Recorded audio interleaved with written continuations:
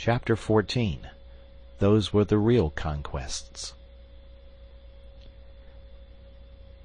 We had imagined that our pursuers, the ape-men, knew nothing of our brushwood hiding-place, but we were soon to find out our mistake. There was no sound in the woods, not a leaf moved upon the trees, and all was peace around us, but we should have been warned by our first experience how cunningly and how patiently these creatures can watch and wait until their chance comes. Whatever fate may be mine through life, I am very sure that I shall never be nearer death than I was that morning. But I will tell you the thing in its due order. We all awoke exhausted after the terrific emotions and scanty food of yesterday. Summerlee was still so weak that it was an effort for him to stand, but the old man was full of a sort of surly courage which would never admit defeat. A council was held, and it was agreed that we should wait quietly for an hour or two where we were, have our much-needed breakfast, and then make our way across the plateau and round the central lake to the caves where my observations had shown that the Indians lived. We relied upon the fact that we could count upon the good word of those whom we had rescued to ensure a warm welcome from their fellows. Then, with our mission accomplished and possessing a fuller knowledge of the secrets of Maple White Land, we should turn our whole thoughts to the vital problem of our escape and return. Even Challenger was ready to admit that we should then have done all for which we had come, and that our first duty from that time onwards was to carry back to civilization the amazing discoveries we had made. We were able now to take a more leisurely view of the Indians whom we had rescued. They were small men, wiry, active, and well-built, with lank black hair tied up in a bunch behind their heads with a leathern thong, and leathern also were their loin-cloths. Their faces were hairless, well-formed, and good-humored.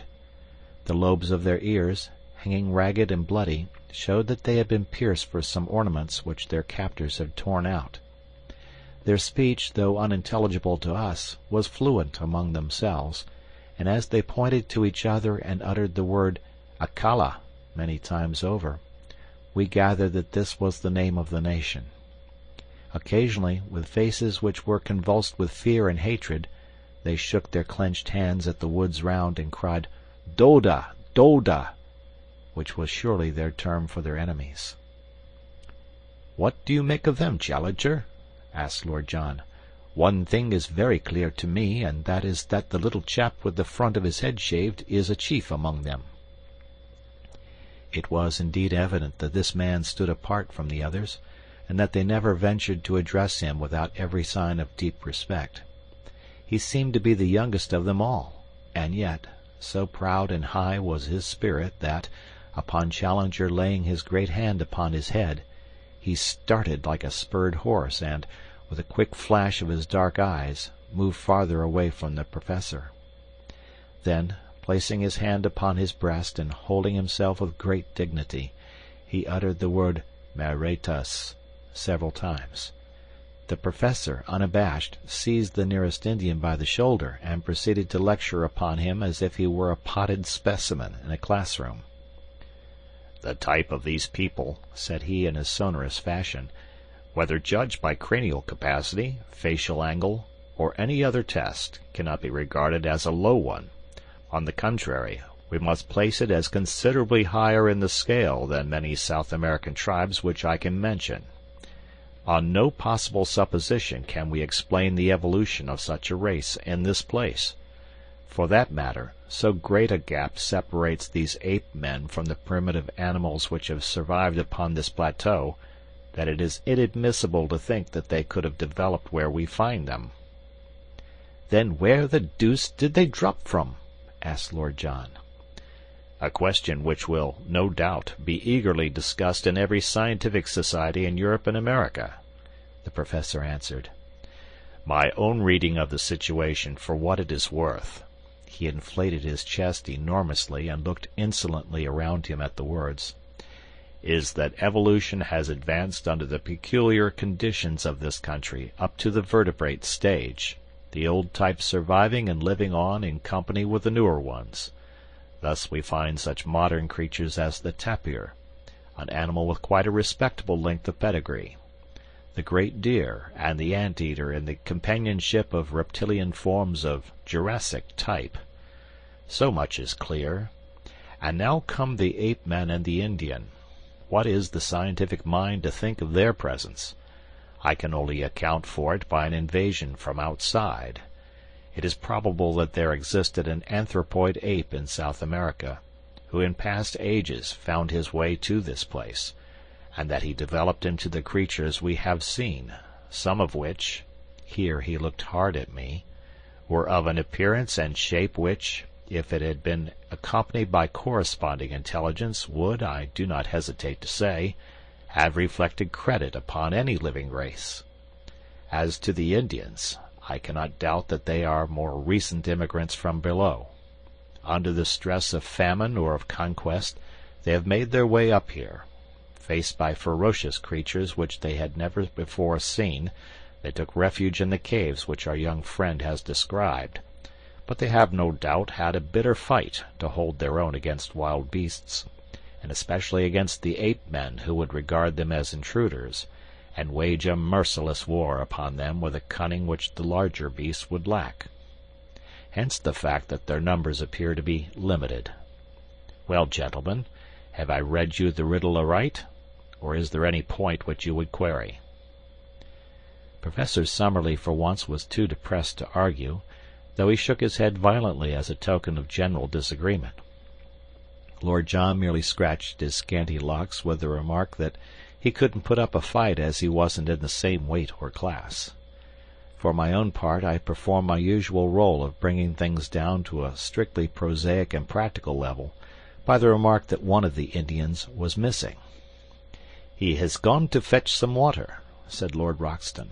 "We fitted him up with an empty beef tin, and he is off." "To the old camp?" I asked. "No, to the brook. It's among the trees there. It can't be more than a couple of 100 yards, but the beggar is certainly taking his time." "I'll go and look after him," said I. I picked up my rifle and strolled in the direction of the brook, leaving my friends to lay out the scanty breakfast. It may seem to you rash that even for so short a distance I should quit the shelter of our friendly thicket, but you will remember that we were many miles from Ape Town, that so far as we knew the creatures had not discovered our retreat, and that in any case with a rifle in my hands I had no fear of them. I had not yet learned their cunning or their strength. I could hear the murmur of our brook somewhere ahead of me, but there was a tangle of trees and brushwood between me and it. I was making my way through this at a point which was just out of sight of my companions, when under one of the trees I noticed something red huddled among the bushes. As I approached it I was shocked to see that it was the dead body of the missing Indian.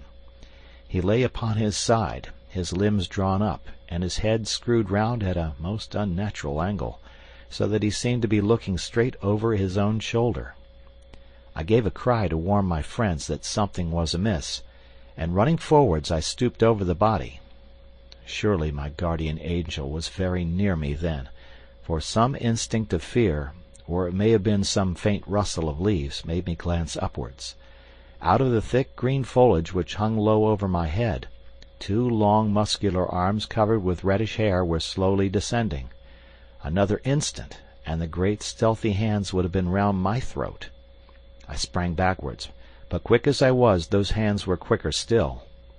Through my sudden spring they missed a fatal grip, but one of them caught the back of my neck and the other one my face. I threw my hands up to protect my throat, and the next moment the huge paw had slid down my face and closed over them. I was lifted lightly from the ground, and I felt an intolerable pressure forcing my head back and back, until the strain upon the cervical spine was more than I could bear. My senses swam, but I still tore at the hand and forced it out from my chin. Looking up I saw a frightful face with cold, inexorable light blue eyes looking down into mine. There was something hypnotic in those terrible eyes. I could struggle no longer. As the creature felt me grow limp in his grasp, 2 white canines gleamed for a moment at each side of the vile mouth, and the grip tightened still more upon my chin, forcing it always upwards and back. A thin, oval-tinted mist formed before my eyes, and little silvery bells tinkled in my ears. Dully and far off I heard the crack of a rifle, and was feebly aware of the shock as I was dropped to the earth, where I lay without sense or motion. I awoke to find myself on my back upon the grass in our lair within the thicket. Someone had brought the water from the brook, and Lord John was sprinkling my head with it, while Challenger and Summerlee were propping me up, with concern in their faces. For a moment I had a glimpse of the human spirits behind their scientific masks. It was really shock, rather than any injury, which had prostrated me, and in half an hour, in spite of aching head and stiff neck, I was sitting up and ready for anything. "But you've had the escape of your life, young fellow, my lad," said Lord Roxton. "When I heard your cry and ran forward, and saw your head twisted half off and your stow'wessers kicking in the air, I thought we were one short. I missed the beast in my flurry, but he dropped you all right and was off like a streak. By George, I wish I had 50 men with rifles. I'd clear out the whole infernal gang of them and leave this country a bit cleaner than we found it." It was clear now that the ape men had in some way marked us down, and that we were watched on every side. We had not so much to fear from them during the day, but they would be very likely to rush us by night, so the sooner we got away from their neighborhood the better. On 3 sides of us was absolute forest, and there we might find ourselves in an ambush. But on the 4th side, that which sloped down in the direction of the lake, there was only low scrub, with scattered trees and occasional open glades. It was, in fact, the route which I had myself taken in my solitary journey, and it led us straight for the Indian caves. This, then, must for every reason be our road.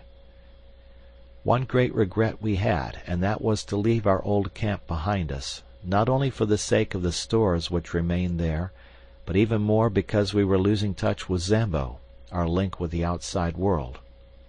However, we had a fair supply of cartridges and all our guns, so for a time at least we could look after ourselves, and we hoped soon to have a chance of returning and restoring our communications with our negro. He had faithfully promised to stay where he was, and we had not a doubt that he would be as good as his word. It was in the early afternoon that we started upon our journey. The young chief walked at our head as our guide, but refused indignantly to carry any burden. Behind him came the 2 surviving Indians with our scanty possessions upon their backs. We 4 white men walked in the rear with rifles loaded and ready. As we started there broke from the thick silent woods behind us a sudden great ululation of the ape men, which may have been a cheer of triumph at our departure, or a jeer of contempt at our flight. Looking back we saw only the dense screen of trees, but that long-drawn yell told us how many of our enemies lurked among them. We saw no signs of pursuit, however, and soon we had got into more open country and beyond their power. As I tramped along, the rearmost of the 4, I could not help smiling at the appearance of my 3 companions in front. Was this the luxurious Lord John Roxton who had sat that evening in the Albany amidst his Persian rugs and his pictures in the pink radiance of the tinted lights? And was this the imposing professor who had swelled behind the great desk in his massive study at Enmore Park? And finally, could this be the austere and prim figure which had risen before the meeting at the Zoological Institute? No 3 tramps that one could have met in a Surrey lane could have looked more hopeless and bedraggled. We had, it is true, been only a week or so upon the top of the plateau, but all our spare clothing was in our camp below, and the 1 week had been a severe one upon us all, though least to me, who had not to endure the handling of the ape men. My 3 friends had all lost their hats, and had now bound handkerchiefs round their heads. Their clothes hung in ribbons about them, and their unshaven, grimy faces were hardly to be recognized. Both Summerlee and Challenger were limping heavily, while I still dragged my feet from weakness after the shock of the morning, and my neck was as stiff as a board from the murderous grip that held it. We were indeed a sorry crew, and I did not wonder to see our Indian companions glance back at us occasionally with horror and amazement on their faces. In the late afternoon we reached the margin of the lake, and as we emerged from the brush and saw the sheet of water stretching before us, our native friends set up a shrill cry of joy and pointed eagerly in front of them. It was indeed a wonderful sight which lay before us. Sweeping over the glassy surface was a great flotilla of canoes coming straight for the shore upon which we stood.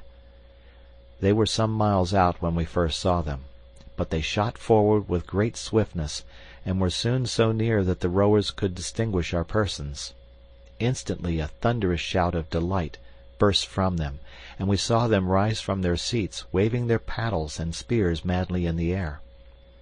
Then, bending to their work once more, they flew across the intervening water, beached their boats upon the sloping sand, and rushed up to us, prostrating themselves with loud cries of greeting before the young chief. Finally one of them, an elderly man, with a necklace and bracelets of great lustrous glass beads, and the skin of some beautiful mottled amber-colored animal slung over his shoulders, ran forward and embraced most tenderly the youth whom we had saved. He then looked at us, and asked some questions, after which he stepped up with much dignity and embraced us also, each in turn. Then, at his order, the whole tribe lay down upon the ground before us in homage. Personally, I felt shy and uncomfortable at this obsequious adoration, and I read the same feeling in the faces of Roxton and Summerlee, but Challenger expanded like a flower in the sun. "They may be undeveloped types," said he, stroking his beard and looking round at them, "but their deportment in the presence of their superiors might be a lesson to some of our more advanced Europeans. Strange how correct are the instincts of the natural man." It was clear that the natives had come out upon the war-path, for every man carried his spear, a long bamboo tipped with bone, his bow and arrows, and some sort of club or stone battle-axe slung at his side. Their dark, angry glances at the woods from which we had come, and the frequent repetition of the word "Doda," made it clear enough that this was a rescue party who had set forth to save or revenge the old chief's son, for such we gathered that the youth must be. A council was now held by the whole tribe squatting in a circle, whilst we sat near on a slab of basalt and watched their proceedings. 2 or 3 warriors spoke, and finally our young friend made a spirited harangue with such eloquent features and gestures that we could understand it all as clearly as if we had known his language. "What is the use of returning?" he said. "Sooner or later the thing must be done. Your comrades have been murdered. What if I have returned safe? These others have been done to death. There is no safety for any of us. We are assembled now and ready." Then he pointed to us. "These strange men are our friends. They are great fighters, and they hate the ape-men even as we do. They command," here he pointed up to heaven, "the thunder and the lightning. When shall we have such a chance again? Let us go forward, and either die now or live for the future in safety. How else shall we go back unashamed to our women?" The little red warriors hung upon the words of the speaker, and when he had finished they burst into a roar of applause, waving their rude weapons in the air. The old chief stepped forward to us and asked us some questions, pointing at the same time to the woods. Lord John made a sign to him that he should wait for an answer, and then he turned to us. "Well, it's up to you to say what you will do," said he. "For my part, I have a score to settle with these monkey folk, and if it ends by wiping them off the face of the earth, I don't see that the earth need fret about it. I'm going with our little red pals, and I mean to see them through the scrap. What do you say, young fella?" "Of course I will come." "And you, Challenger?" "I will assuredly cooperate." "And you, Summerlee?" "We seem to be drifting very far from the object of this expedition, Lord John. I assure you that I little thought when I left my professional chair in London that it was for the purpose of heading a raid of savages upon a colony of anthropoid apes." "To such base uses do we come," said Lord John, smiling. "But we are up against it, so what's the decision?" "It seems a most questionable step," said Summerlee, argumentative to the last. "But if you are all going, I hardly see how I can remain behind." "Then it is settled," said Lord John, and turning to the chief he nodded and slapped his rifle.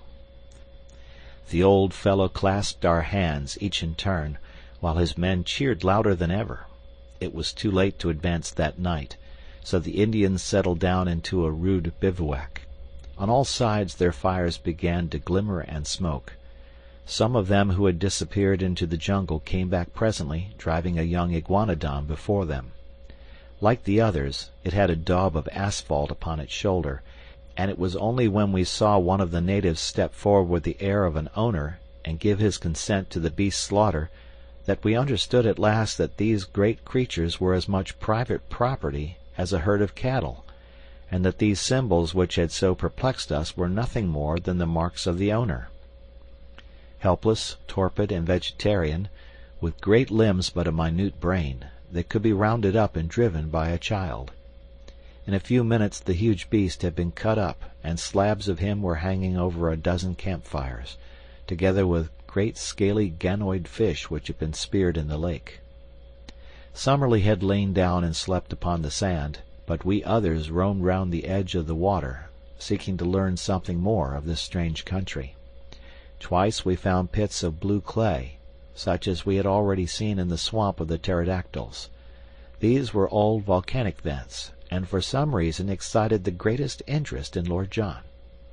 What attracted Challenger, on the other hand, was a bubbling, gurgling mud geyser, where some strange gas formed great bursting bubbles upon the surface. He thrust a hollow reed into it, and cried out with delight like a schoolboy when he was able, on touching it with a lighted match, to cause a sharp explosion and a blue flame at the far end of the tube. Still more pleased was he when, inverting a leathern pouch over the end of the reed, and so filling it with the gas, he was able to send it soaring up into the air. "An inflammable gas, and one markedly lighter than the atmosphere. I should say beyond doubt that it contained a considerable proportion of free hydrogen. The resources of GEC are not yet exhausted, my young friend. I may yet show you how a great mind molds all nature to its use." He swelled with some secret purpose, but would say no more. There was nothing which we could see upon the shore which seemed to me so wonderful as the great sheet of water before us. Our numbers and our noise had frightened all living creatures away, and save for a few pterodactyls, which soared round high above our heads while they waited for the carrion, all was still around the camp. But it was different out upon the rose-tinted waters of the central lake. It boiled and heaved with strange life. Great slate-colored backs and high serrated dorsal fins shot up with a fringe of silver, and then rolled down into the depths again.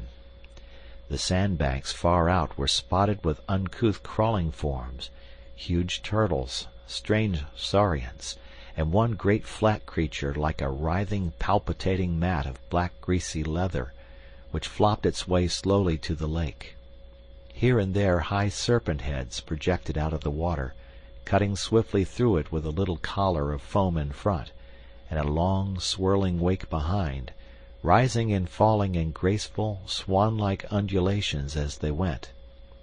It was not until one of these creatures wriggled on to a sandbank within a few hundred yards of us, and exposed a barrel-shaped body and huge flippers behind the long serpent neck, that Challenger and Summerlee, who had joined us, broke out into their duet of wonder and admiration. "Plesiosaurus! A freshwater plesiosaurus!" cried Summerlee. "That I should have lived to see such a sight! We are blessed, my dear Challenger, above all zoologists since the world began." It was not until the night had fallen, and the fires of our savage allies glowed red in the shadows, that our two men of science could be dragged away from the fascination of that primeval lake. Even in the darkness as we lay upon the strand, we heard from time to time the snort and plunge of the huge creatures who lived therein.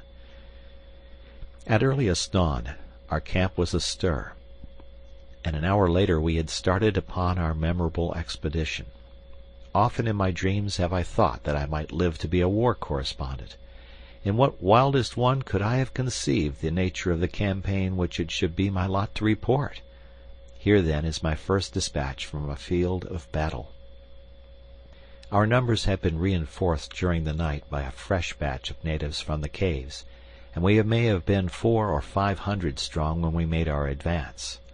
A fringe of scouts was thrown out in front, and behind them the whole force in a solid column made their way up the long slope of the bush country until we were near the edge of the forest. Here they spread out into a long straggling line of spearmen and bowmen. Roxton and Summerlee took their position upon the right flank, while Challenger and I were on the left.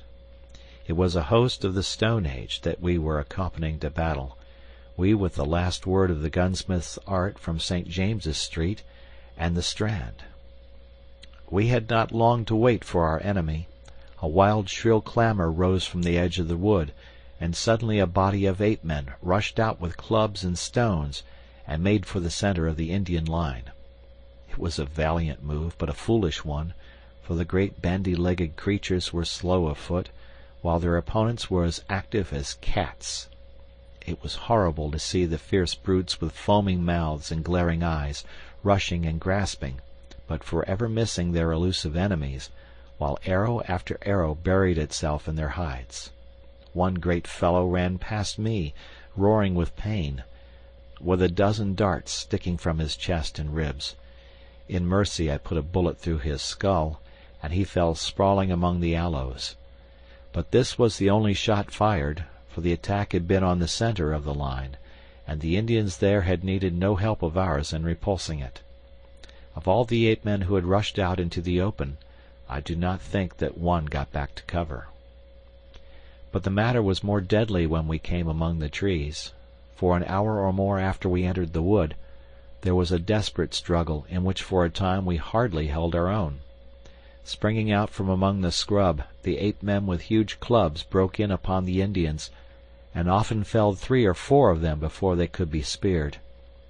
Their frightful blows shattered everything upon which they fell.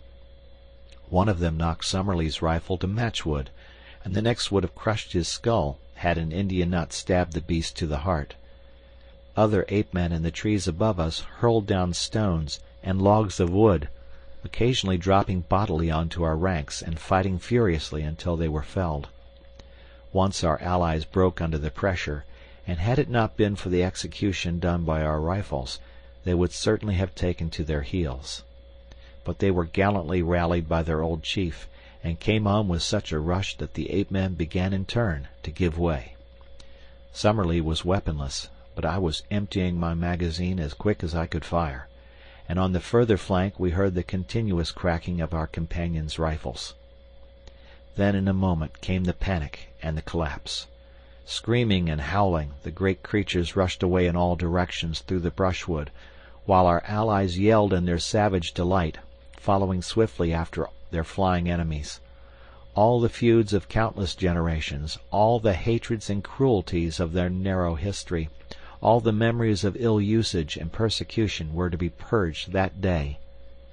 At last man was to be supreme, and the man-beast to find forever his allotted place. Fly as they would, the fugitives were too slow to escape from the active savages, and from every side in the tangled woods we heard the exultant yells, the twanging of bows, and the crash and thud as ape-men were brought down from their hiding-places in the trees. I was following the others when I found that Lord John and Challenger had come across to join us. "It's over," said Lord John. "I think we can leave the tidying up to them. Perhaps the less we see of it, the better we shall sleep." Challenger's eyes were shining with the lust of slaughter. "We have been privileged," he cried, strutting about like a gamecock, "to be present at one of the typical decisive battles of history, the battles which have determined the fate of the world. What, my friends, is the conquest of one nation by another? It is meaningless. Each produces the same result. But those fierce fights, when in the dawn of the ages the cave-dwellers held their own against the tiger folk, or the elephants first found that they had a master, those were the real conquests, the victories that count. By this strange turn of fate we have seen and helped to decide even such a contest. Now upon this plateau the future must ever be for man." It needed a robust faith in the end to justify such tragic means. As we advanced together through the woods we found the ape-men lying thick, transfixed with spears or arrows. Here and there a little group of shattered Indians marked where one of the anthropoids had turned to bay and sold his life dearly. Always in front of us we heard the yelling and roaring which showed the direction of the pursuit. The ape-men had been driven back to their city. They had made a last stand there. Once again they had been broken, and now we were in time to see the final fearful scene of all. Some 80 or 100 males, the last survivors, had been driven across that same little clearing which led to the edge of the cliff, the scene of our own exploit 2 days before. As we arrived the Indians, a semicircle of spearmen, had closed in on them, and in a minute it was over. 30 or 40 died where they stood. The others, screaming and clawing, were thrust over the precipice and went hurtling down, as their prisoners had of old, on to the sharp bamboos 600 feet below. It was as Challenger had said, and the reign of man was assured forever in Maple White Land. The males were exterminated, Ape Town was destroyed, the females and young were driven away to live in bondage, and the long rivalry of untold centuries had reached its bloody end. For us the victory brought much advantage. Once again we were able to visit our camp and get at our stores. Once more also we were able to communicate with Zambo, who had been terrified by the spectacle from afar of an avalanche of apes falling from the edge of the cliff. "Come away, massas, come away!" he cried, his eyes starting from his head. "The devil get you sure if you stay up there." "It is the voice of sanity," said Summerlee with conviction. "We have had adventures enough, and they are neither suitable to our character or to our position. I hold you to your word, Challenger. From now onwards you devote your energies to getting us out of this horrible country and back once more to civilization." End of chapter.